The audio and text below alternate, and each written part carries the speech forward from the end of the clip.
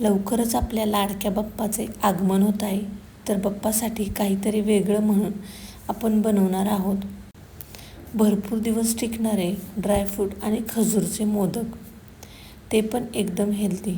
चला तर मग हे हेल्दी आणि टेस्टी मोदक कसे बनवायचे ते पाहूयात. मोदक बनवण्यासाठी सर्वप्रथम गॅसवर एक कढई ठेवून त्याच्यावर चमचाभर इतकं तूप टाकायचं आहे आणि इथे मी बारीक चिरलेले साधारणतः एक वाटीभर बदाम त्याच्यामध्ये भाजून घेणार आहे.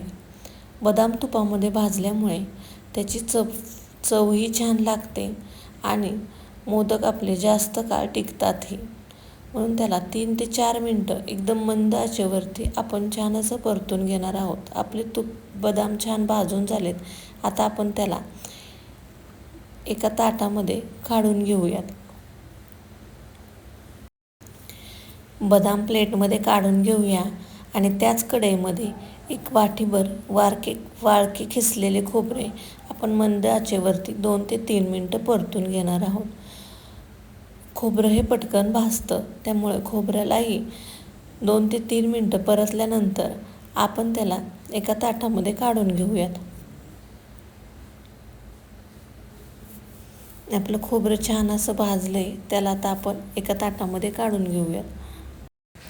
आपले बदाम आणि खोबरं थंड होईपर्यंत आपण एका मिक्सरच्या भांड्यामध्ये एक मोठा वाटीभर खजूर बिया काढलेला त्याला आपण मिक्सरमध्ये फिरवून घेणार आहोत.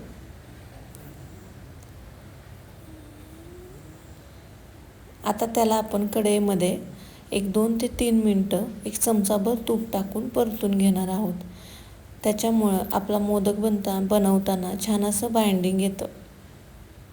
आपण याच्यात स्वीटनेससाठी दुसरं काही वापरणार नाही, खजूर वापरूनच आपण मोदक बनवणार आहोत.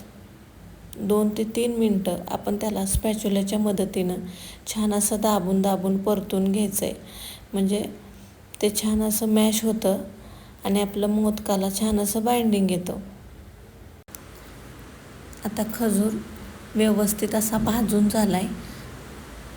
एकदम मंद आचेवरती त्याला 2 मिनटं मी परतून घेतलाय. आता त्याला आपण प्लेटमध्ये काढून घेऊया आणि त्याच्यामध्ये एक चमचाभर भाजलेली खसखस मिक्स करून स्पॅच्युलाच्या साहाय्याने सर्व मिश्रण मिक्स करून घेऊया.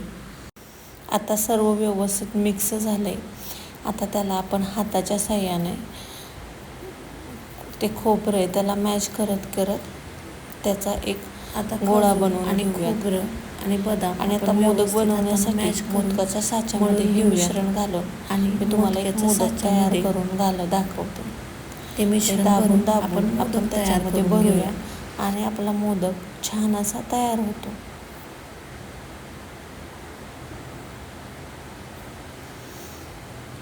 बघा किती सुंदर असा मोदक तयार झालाय. असे सगळे मोदक तयार करून घेऊयात. तुमच्याकडे जर मोदकाचा साचा नसेल तर तुम्ही हातानेही मोदक तयार करू शकता.